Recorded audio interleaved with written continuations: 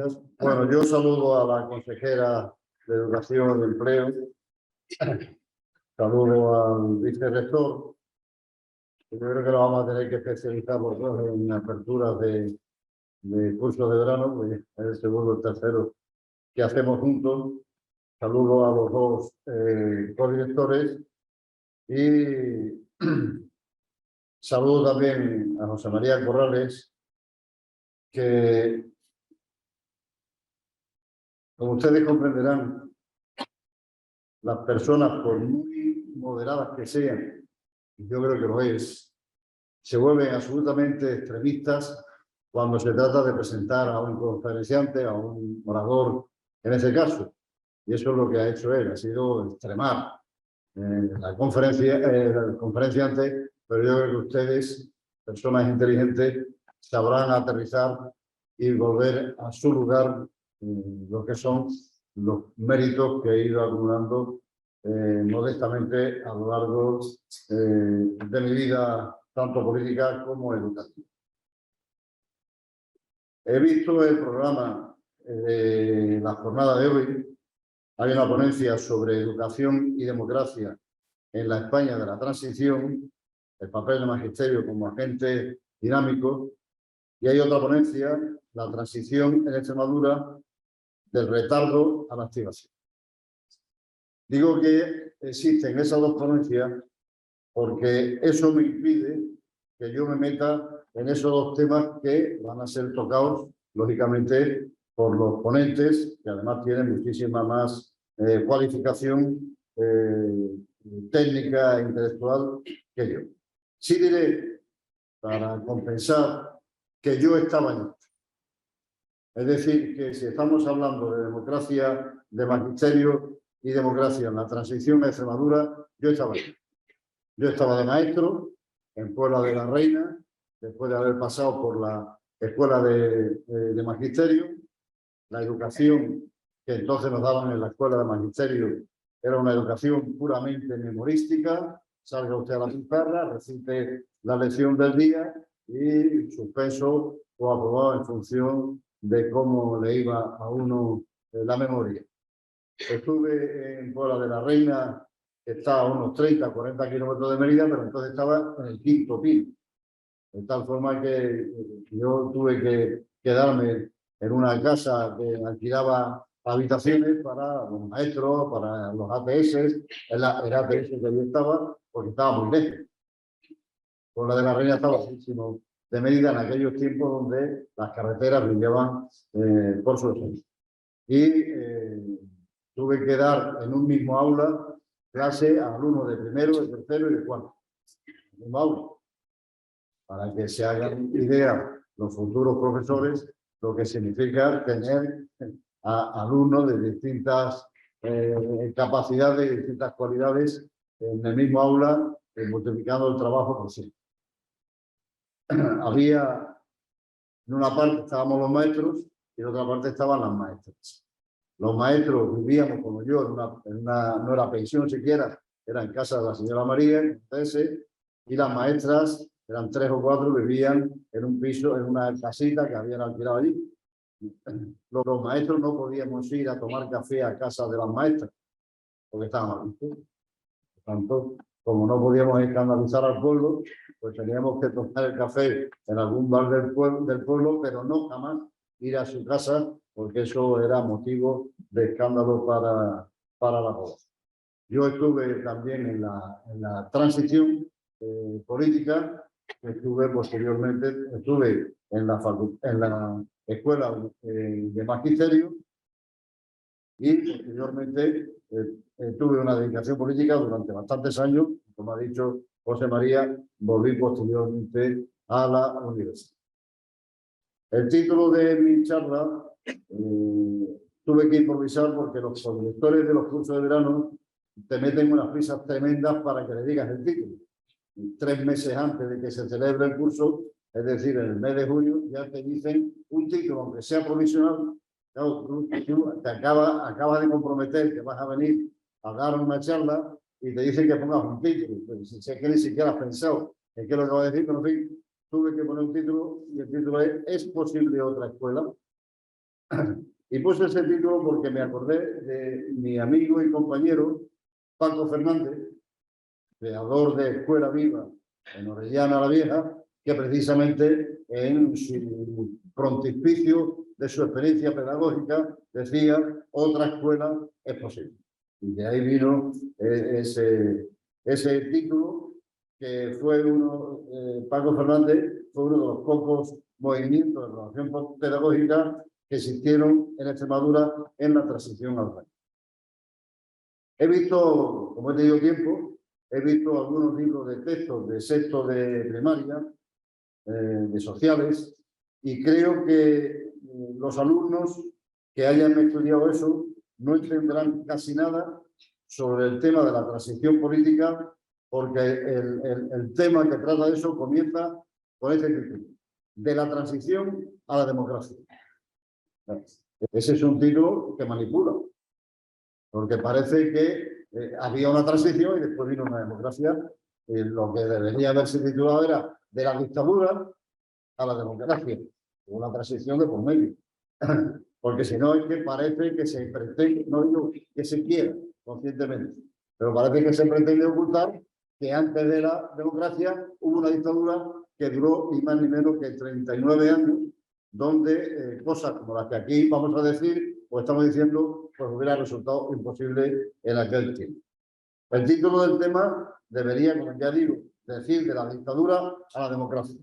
Y he seguido leyendo lo que dice el texto, y dice que la transición fue un proceso político que se inició cuando murió el general Franco y que significó el paso de una dictadura a una democracia de forma pacífica. Las dos figuras principales de la transición española fueron Juan Carlos I, rey de España, y Adolfo Suárez, nombrado presidente del gobierno por el rey. Es verdad lo que se dice, es verdad, pero no dice toda la verdad, porque oculta muchísimas cosas. Porque antes de que muriera Franco, ya había señales desde sectores de la oposición al franquismo que abogaban por una transición consensuada. Les leo una frase, o les digo que están muy equivocados quienes piensan que la transición fue una época donde el paso de un régimen dictatorial a otro democrático se hizo, como dice el libro de texto de sexto, en un ambiente pacífico y de igual a igual. No es verdad. Para aquellos que piensen que aquello fue un coser cantar y que la cosa fue pacífica, le ruego que pidan por Amazon la película de Bardem del año 1979, Los 7 días de enero, y se darán cuenta de lo ocurrido en ese tiempo, cuando un grupo de ultraderechistas atentó contra el despacho laborista de abogados del Partido Comunista. Murieron 4 abogados en ese instante y un administrativo que fueron asesinados, repito, en el acto. Y si no tienen bastante con eso, que vean la película Camada Negra del año 1977 de Manuel Gutiérrez Aragón. Les leo una frase, como decía anteriormente, de Santiago Carrillo, que fue secretario general del Partido Comunista de España, que recién legalizado dijo lo siguiente. Apareció por televisión y dijo esta frase: lo que los comunistas no queremos de todo corazón es que en España vuelva a haber una guerra civil. No queremos de todo corazón que vuelva a haber una guerra civil. Ese mensaje no era más que la continuación de lo que el exilio español comenzó a expresar a partir del documento de reconciliación nacional del Partido Comunista en el exilio en el año 1956. En ese mismo año, el 1 de abril, se hizo público un manifiesto de estudiantes universitarios, algunos fueron compañeros míos, opuestos al régimen franquista, que empezaba así: nosotros, hijos de los vencedores y de los vencidos. Después venía una retahíla en contra del régimen franquista. Pero observen, nosotros, hijos de los vencedores y de los vencidos, firman un manifiesto conjunto hablando de la democracia y de la libertad. Y en 1959, para los más veteranos, Luis Araquistáin que fue el adalid de la bolchevización del Partido Socialista en la guerra civil, cuando se radicalizó más el Partido Socialista, 3 meses antes de morir escribió: para mí ya no hay más que 2 clases de españoles: los que quieren hacer las paces y los que no quieren. Dicho en boca de Araquistáin, tiene su valor. O Largo Caballero, famoso Largo Caballero, el Lenin, el temible Lenin español, que en 1946, antes de morir, hizo una propuesta de transición y plebiscito a la vista de la imposibilidad de derrotar verticalmente a la inicua dictadura desde una revolución. En 1961, el grupo liberal monárquico, dirigido en el interior, dentro de España, por Joaquín Satrústegui, con el que yo coincidí como diputado en el año 77, elaboró un documento que se llamaba Proyecto de Transición a una situación política estable y regular. Y en 1962, ese Satrústegui y otros miembros del interior y del exilio participaron en lo que se acaba de celebrar, el 60 aniversario del famoso contubernio de Múnich. Aquello fue una puesta en escena de un plan de transición y reconciliación que venía fraguándose de forma dispersa. Fue muy comentado, fue muy ilustrativo. El abrazo final, unos dicen que abrazo y otros dicen que se dieron la mano, que se entregaron la mano. El abrazo final entre Rodolfo Llopis, secretario general del Partido Socialista Obrero Español en el exilio, y José María Gil Robles, que fue presidente de la FEGA, de la Confederación Española de Derechos Autónomos, que fue uno de los máximos impulsores del apoyo a Franco en la guerra civil. Se dieron un abrazo o se chocaron la mano y se ponía de manifiesto el objetivo de reconciliación nacional. Algunos interpretan la transición como un pacto para el olvido o por el olvido o una traición de la izquierda por no haber exigido un proceso penal y político al franquismo. Y ahora mismo se está poniendo por determinados sectores en cuestión la transición precisamente por eso, por la debilidad de la izquierda, por no haber exigido un proceso penal y político al franquismo. No se llegó más lejos ese proceso de transición, no porque no se hubiera podido, sino porque no se quiso. No se llegó donde se pudo, sino donde se quiso. Es verdad que la oposición en aquel tiempo era débil, en los años 70 era débil, pero si hubiera sido fuerte, hubiéramos tenido que llegar al punto al que se llegó, es decir, aquel que permitió que el 90% de los españoles se reconocieran en una Constitución que por primera vez se sometía a referéndum y que era tenida como propia por unos y por otros. Se acabó con la constitución de una parte de España contra otra parte de España.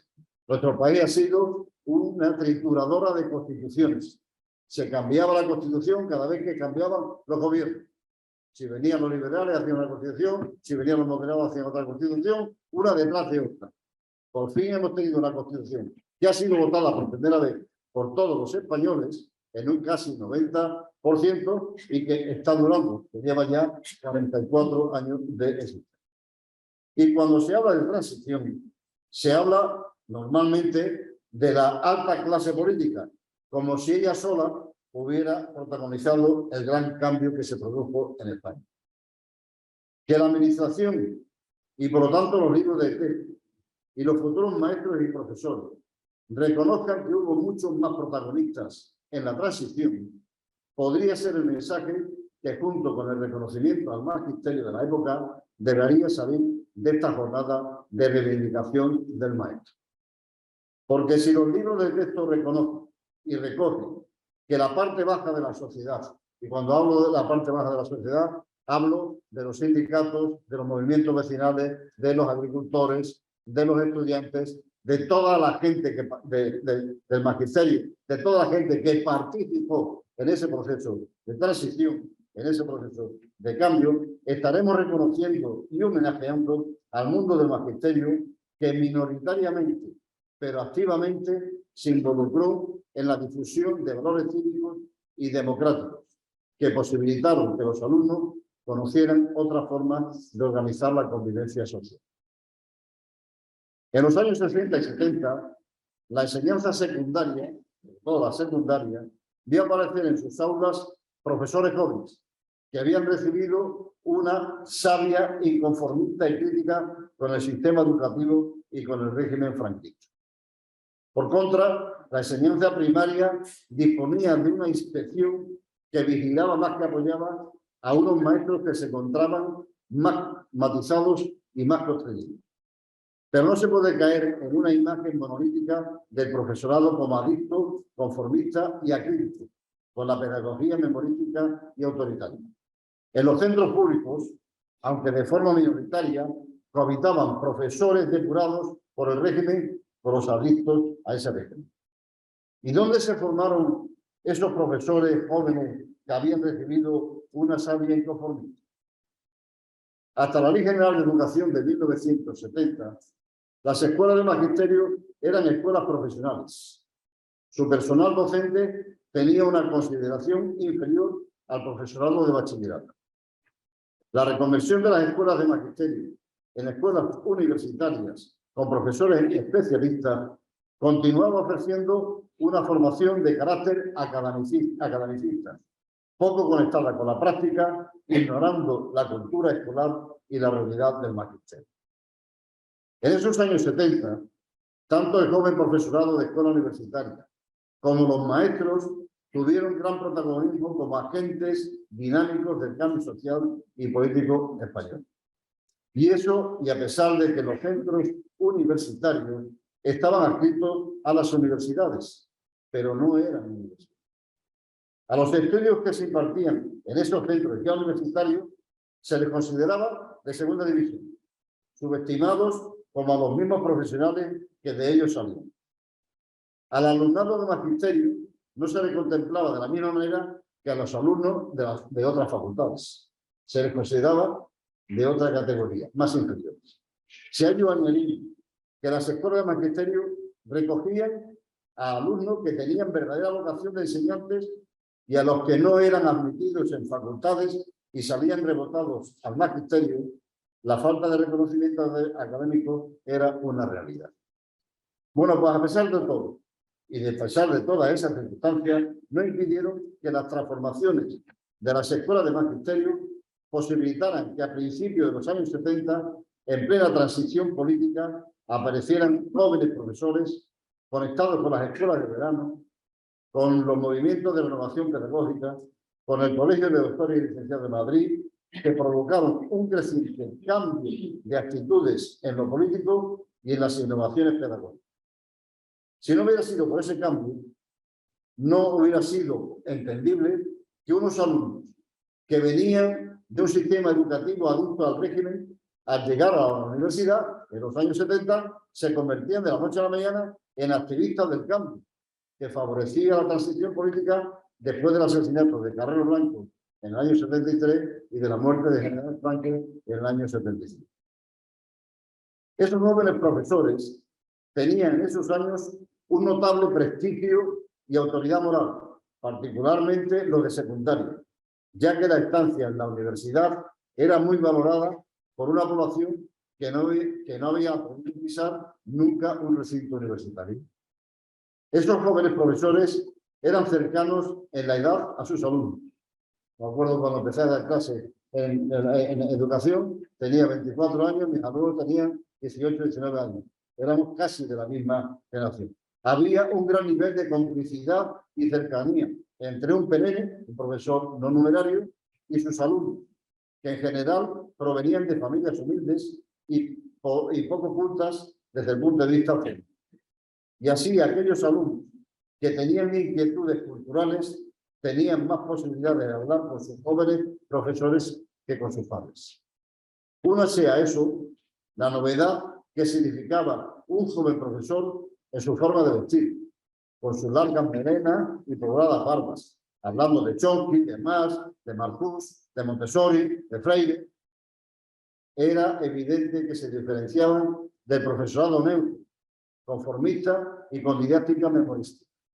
Llamaban la atención y atraían al alumnado, que prefería la discusión, el debate, la evaluación continua antes que el temible e injusto examen final. La libertad de cátedra protegía a aquellos profesores jóvenes que se las ingeniaban para salirse del carril y transitar por caminos diseñados sutilmente para evitar complicaciones y expedientes. Estos profesores voluntariamente organizaban actividades extraescolares, grupos de teatro, cineforum, ciclos de conferencias, periódicos escolares, etcétera, etcétera, que resultaban atractivos para los alumnos que veían en su profesor a alguien más que el que aprobaba o suspendía la asignatura. Los maestros jóvenes no solo dinamizaron los centros escolares, sino que también lo hicieron en los pueblos. A esos pueblos iban maestros jóvenes. Los más veteranos ya estaban instalados en las capitales o en las ciudades. En esos pueblos, donde apenas había algún tipo de actividad diferente al bar o al casino, los maestros jóvenes dinamizaron el pueblo, bien con actos culturales, deportivos o de diversión, pero también de crítica y denuncias sobre actuaciones caciquiles que atentaban contra la dignidad de las personas o los derechos de los pueblos. Voy terminando. El mejor homenaje que podemos hacer al magisterio que colaboró en la transición sería exigiendo un cambio sustancial y cualitativo para que, siguiendo a Paco Fernández con su Escuela Viva y a Josefa Martín con su experiencia de Escuela en Libertad del Regional de la Sierra, otra escuela sea posible. Ninguno de nosotros, por ejemplo, estaría dispuesto a vivir o trabajar en un edificio que lo hubieran dejado cimentado solo al 50%, o al 60% o al 70%.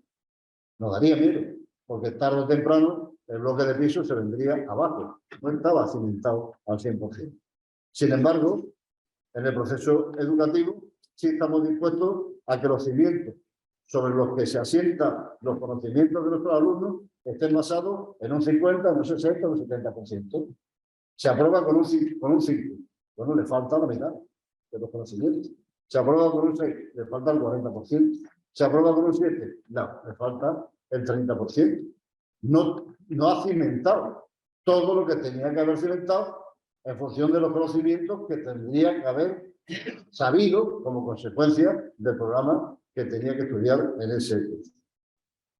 O bien, hacemos repetir el curso a aquellos que no han sido capaces de superar el ciclo. No han sido capaces de cimentar ni siquiera el 50% de la materia exigida. Y no tenemos ningún problema a la hora de hacer repetir cursos, dejando atrás a los más desfavorecidos. Pocas veces pensamos que tal vez el fracaso escolar no siempre es culpa del alumno. Muchas veces es culpa del sistema. O en algunas ocasiones es el éxito del sistema. Ir dejando a gente fuera para que todos no entren en la universidad. Y si no, que alguien explique las razones por las que se repite el curso en Brasil el 19%, el 11% en Argentina, el 7% en México, el 8,5% en España, siendo nuestro país a la cabeza de Europa en porcentaje de alumnos repetidores en la educación secundaria obligatoria, frente al 1,9% de la OCDE, el 8,5% frente al 1,9%. Si nos fijamos en los porcentajes que repiten cursos en Estados Unidos, o en Corea del Sur, o en Singapur, o en Finlandia, nos quedamos asombrados. El 0% repite curso. ¿Por qué nadie repite curso en estos países? Tal vez tengamos que copiar la atención personalizada que se hace en estos países, donde existe junto al aula un pequeño despacho donde el especialista habilita al alumno rezagado para que siga el ritmo de sus compañeros. Aquí parece que nos van sobrando maestros. Pues deberíamos emplearlos en tener un despacho donde puedan poner al día a aquellos alumnos que por multitud de circunstancias seguramente no son capaces de continuar el ritmo de los demás, a lo mejor porque cuando llegan a su casa su padre está pegando a su madre, o su padre está borracho, o no tiene sitio para estudiar, o multitud de circunstancias que se producen como consecuencia de la diferencia entre los alumnos. También deberíamos examinar, y siento decirlo, los periodos lectivos y los periodos vacacionales. En Japón hay 243 días lectivos. En Corea del Sur, 220. En Israel 216.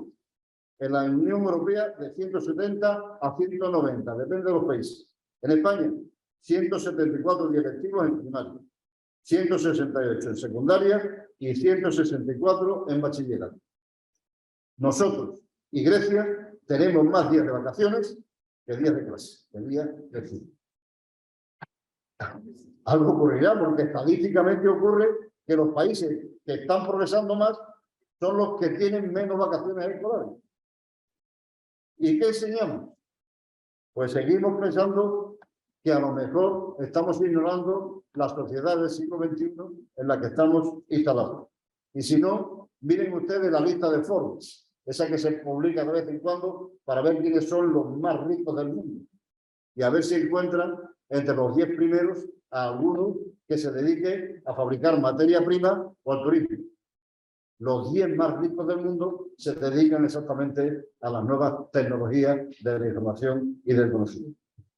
Y ocurre que cuanto más vacaciones, más ventaja para los hijos de las familias más acomodadas, que pueden realizar en esos 2 o 3 meses, pueden realizar cursos de inglés, viajes al extranjero, actividades de muchísimos tipos, cosa que no puede hacer durante tantos meses el que vive en un piso de 50 metros y tiene poquísimas posibilidades económicas para poder realizar cualquier otro tipo de actividad.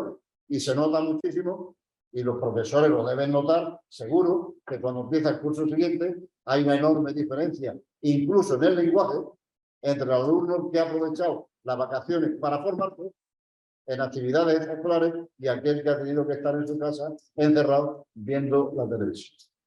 Junto a esas propuestas, añado que resulta obligatorio elevar el nivel y la consideración de los profesionales de la educación no universitaria. El desarrollo de nuestro país no es un problema económico, es un problema educativo.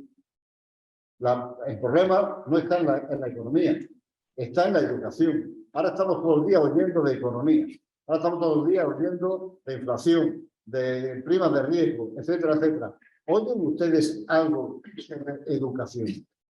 Leemos artículos en la prensa constantemente sobre temas económicos. ¿Leen algún artículo alguna vez en la prensa normal sobre temas educativos?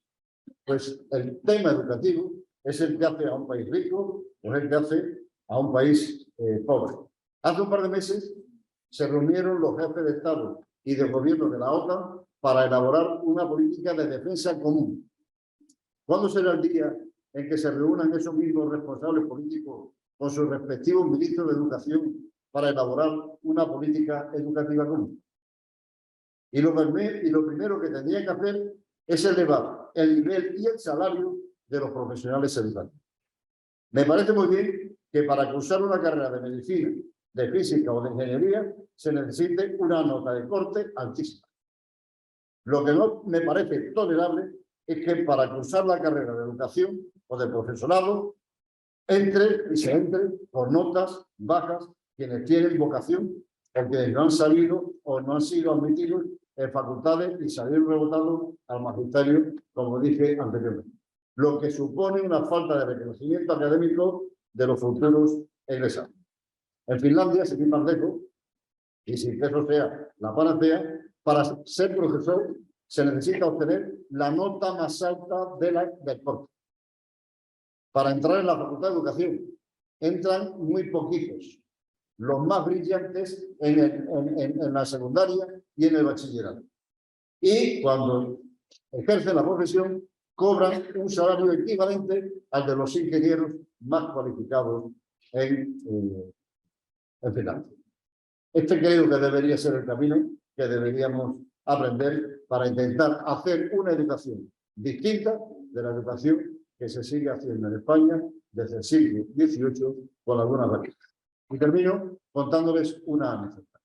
En mis tiempos de representante de la Junta de Extremadura, hicimos muchísimos institutos y hicimos muchísimos centros de salud. Sobre todo se elegían comarcas o zonas. Claro, cada vez que decidíamos poner un centro de salud en una zona, había una pelea tremenda porque todos los pueblos de la zona querían que el centro de salud estuviera en su. Había que decidirse por alguno.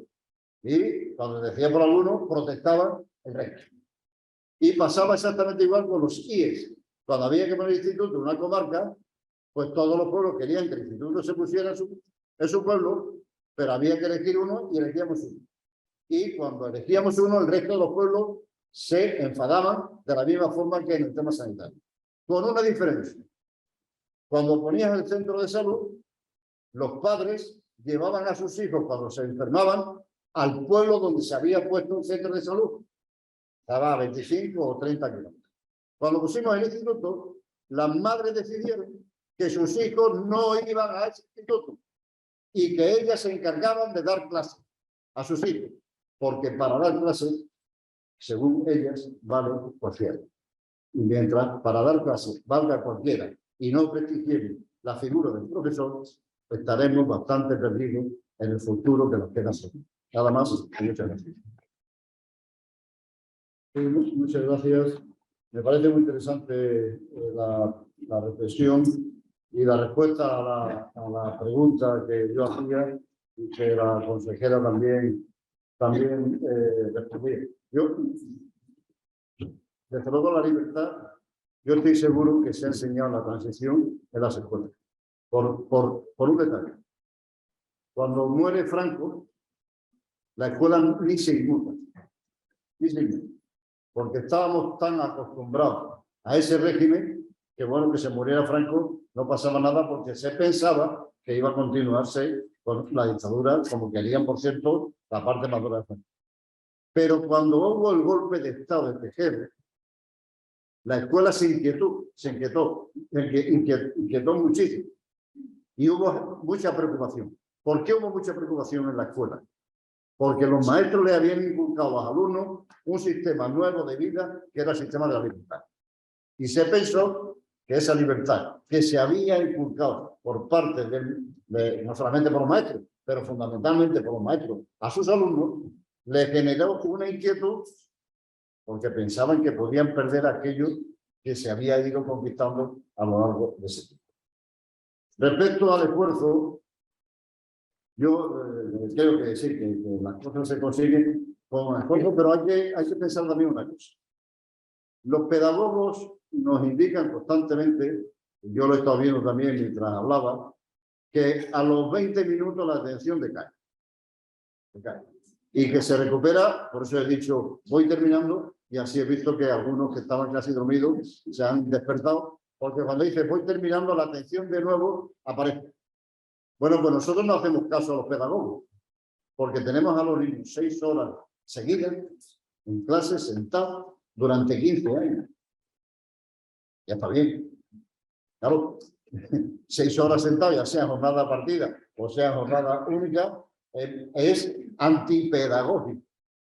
Porque dicen los pedagogos y los neurólogos que eso es insoportable. Y durante 15 años, sentado en un pupitre, me lleva a la siguiente reflexión. Y durante 15 años, ¿cómo es posible que oigamos a un chico o a una chica de 18 años que se va a examinar de selectividad y le pregunte, ¿qué vas a hacer en el futuro? Y dice, no lo sé.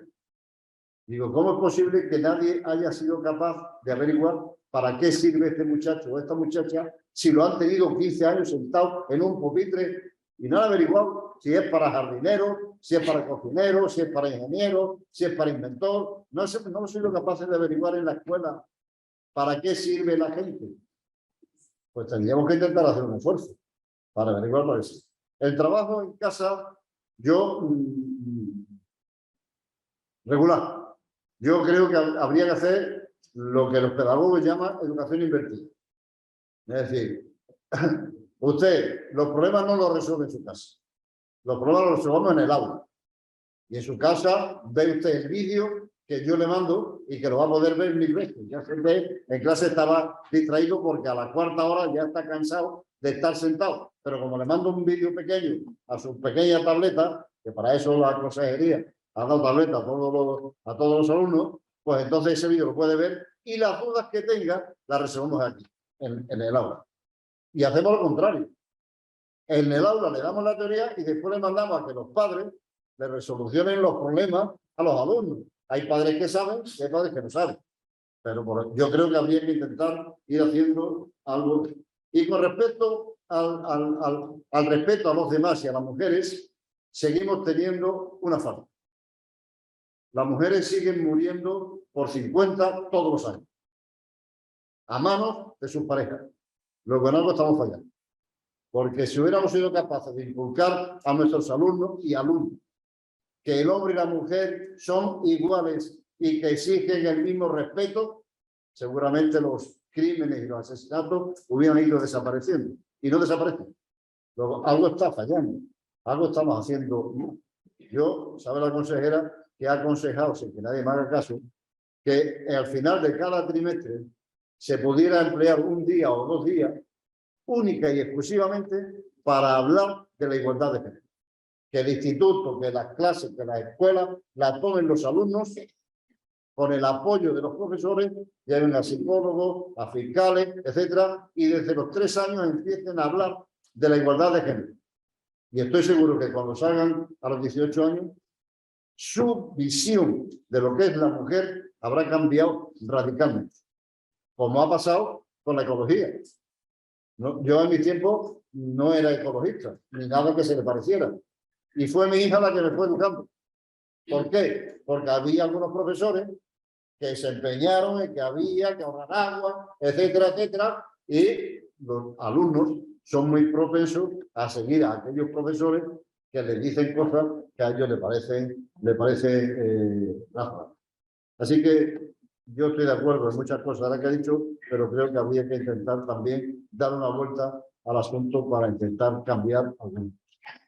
Si estabas atenta, habrás escuchado el derecho, el examen e injusto examen final. Hace poco, los medios de comunicación se hicieron eco de un profesor que le daba 10 a todos sus alumnos.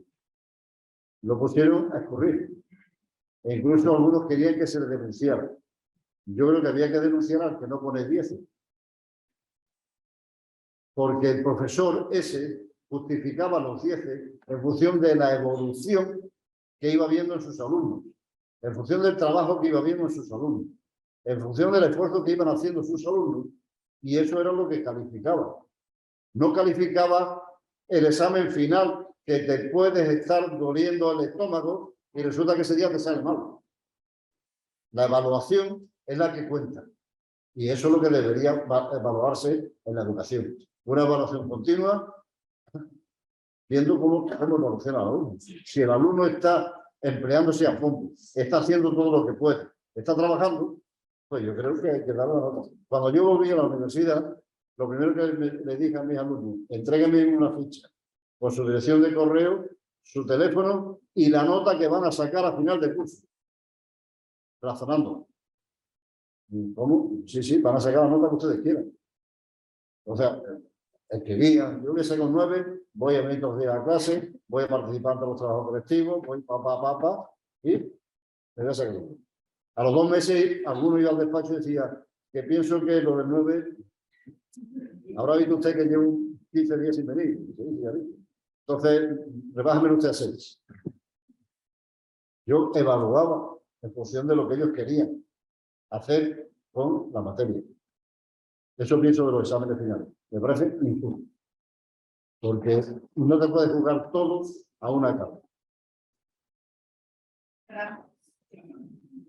Bueno, pero muchas gracias al presidente de las autoridades, a los alumnos, y hacemos un pequeño receso de 20 minutos.